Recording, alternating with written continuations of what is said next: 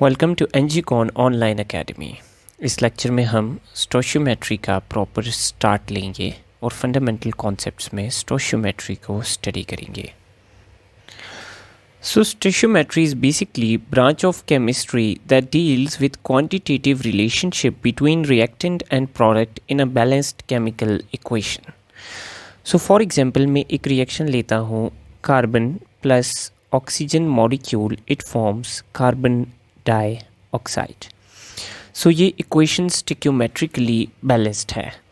Now इस balanced chemical equation में जो रिएक्टेंट्स और प्रोडक्ट्स के दरमियान क्वांटिटेटिव रिलेशन है, यानी कितने रिएक्टेंट्स कितना प्रोडक्ट बनाएंगे या कितना प्रोडक्ट कितने रिएक्टेंट से बनेगा, तो इस क्वांटिटेटिव रिलेशनशिप की जो स्टडी है उसको हम कहते हैं स्टिक्योमेट्री या स्टोशियोमेट्री। नाउ स्टोशियोमेट्री स्टडी करते हुए हम दो एजम्पशंस लेते हैं। फर्स्ट एजम्पशन ये है कि हम जितने भी रिएक्टेंट्स लेंगे वो इक्वेशन के मुताबिक पूरे कन्वर्ट होंगे into products. So all the reactants are converted into products, यानी रिएक्शन कंप्लीट होगा, हमारे पास रिएक्शन जो है वो पार्शल नहीं होगा। सो कंप्लीटली रिएक्टेंट्स जो है वो प्रोडक्ट्स में कन्वर्ट होंगे। सेकेंड एजम्पशन हम ये लेते हैं कि हमारे पास कोई साइड रिएक्शन अकर नहीं करेगा, नो साइड रिएक्शन अकर्स। सो ये दो एजम्पशंस हैं, हालांकि हकीकतन ऐसा होता नहीं है। अगर हम कार्बन को ऑक्सीजन के साथ रिएक्ट करवाएं तो कार्बन डाइऑक्साइड के अलावा कार्बन मोनोऑक्साइड भी बनती है या सिंपल कार्बन भी बनता है। लेकिन स्टिक्योमेट्री में हम लोग ये दो एजम्पशंस लेके चलते हैं कि एक तो जितने भी रिएक्टेंट्स हैं वो कम्प्लीटली प्रोडक्ट में कन्वर्ट होंगे, और सेकेंडली जो हमारे पास इक्वेशन जो रिएक्शन शो कर रही है वही रिएक्शन होगा, उसके अलावा कोई साइड रिएक्शन अकर नहीं करेगा। नाउ इन दो एजम्पशंस के अलावा हम दो लॉज को भी ओबे करते हैं while studying stoichiometry. So first law जो हम ओबे करते हैं that is law of conservation of mass. इस लॉ का मतलब है कि हमारे पास जो मैस है वो ना तो डिस्ट्रॉय हो सकता है ना तो क्रिएट हो सकता है, but can be converted from one form to other. तो स्टिशियोमेट्री में इसकी क्या एप्लीकेशन है? इसकी ये एप्लीकेशन है कि जितना मैस हमें रिएक्टेंट साइड पे देखने को मिलेगा उतना ही प्रोडक्ट साइड पे देखने को मिलेगा। फॉर एग्जांपल कार्बन का मैस है 12 ग्राम्स और ऑक्सीजन के मॉलिक्यूल का मैस है 32 ग्राम्स। सो टोटल मैस ये बन जाता है 44 ग्राम्स। जबकि प्रोडक्ट साइड पे हम कार्बन डाइऑक्साइड का मैस देखें तो it is also 44 grams. So stoichiometry में रिएक्टेंट और प्रोडक्ट दोनों साइड्स पे जो मैस है it will be same, mass will be conserved.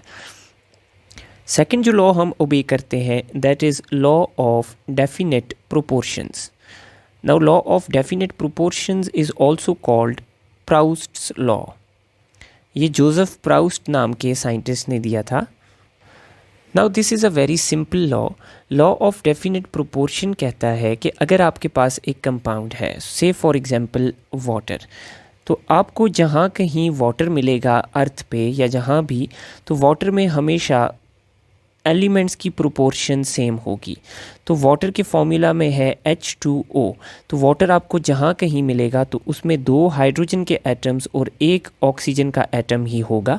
The proportion of elements in a compound will always be equal. So in दो laws को हम ओबे करके स्टोशियोमेट्री को आगे लेके चलते हैं। Now the first and most basic concept of stoichiometry is the mole. Mole is basically a unit of amount of substance. ये अमाउंट ऑफ सब्सटेंस का यूनिट है। Now what exactly is a mole? So mole is the atomic और molecular mass of element और compound expressed in grams. सो अगर हम एक element ले लें, फॉर एग्जांपल मैं लेता हूँ सोडियम का एलिमेंट। सोडियम का एटॉमिक मास है 23। सो अगर मैं इस मैस को ग्राम्स में एक्सप्रेस कर देता हूँ, यानी मैं कहता हूँ कि मैंने 23 ग्राम्स ले लिए सोडियम के। So 23 grams of sodium is equal to 1 mole of sodium. इसी तरह मैं एक और एलिमेंट लेता हूँ सिलिकॉन। सिलिकॉन का एटॉमिक मास है 28। तो इस एटॉमिक मास को जब मैं ग्राम्स में एक्सप्रेस करता हूँ, यानी अगर मैं कहता हूँ मैंने 28 ग्राम्स ऑफ सिलिकॉन लिए, तो it is equal to 1 mole of silicon. तो किसी भी एलिमेंट का अगर हम एटॉमिक मास को ग्राम्स में कन्वर्ट करके लिखते हैं तो वो वैल्यू हमारे पास उस एलिमेंट के 1 मोल के इक्वल होती है। Now similar is the case for compounds. For example if I talk about HCl, तो HCl का मॉलिक्यूलर मास है 36.5। अगर मैं लिख लूँ कि मेरे पास HCl के 36.5 ग्राम्स मैंने लिए हैं, तो 36.5 grams of HCl is equal to 1 mole of HCl। Similarly मैं एक और कंपाउंड लेता हूँ सल्फ़र डाइऑक्साइड। सो इसका मॉलिक्यूलर मास है 64। तो अगर मैं इसको लेता हूँ 64 ग्राम्स ऑफ सल्फ़र डाइऑक्साइड, तो it is equal to 1 mole of sulphur dioxide. So जब कभी हम किसी एलिमेंट या किसी कंपाउंड का जो मास है उसको ग्राम्स में लिखते हैं तो that is equal to 1 mole. So mole is the amount of substance. Now, the key equation that we will use in this chapter is how a mass is converted into mole.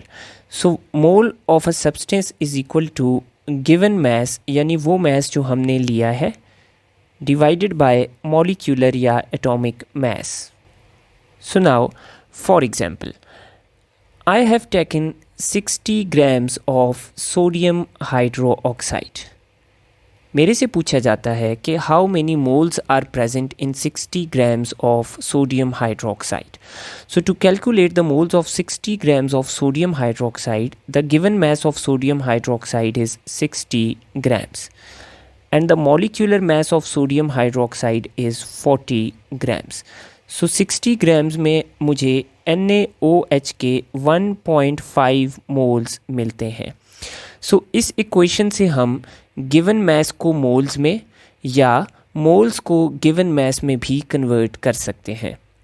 For example I am given कि मैंने 2 moles ले लिए carbon dioxide के, तो अब मेरे पास इन 2 moles का total mass कितना होगा। So using the same equation moles is equal to given mass by molar mass. So 2 moles हैं, they are equal to given mass divided by molecular mass. So carbon dioxide का molecular mass है 44 grams. सो अगर मैं 2 moles of carbon dioxide लूँ तो उनका total mass जो मेरे पास आएगा that will be equal to 88 grams.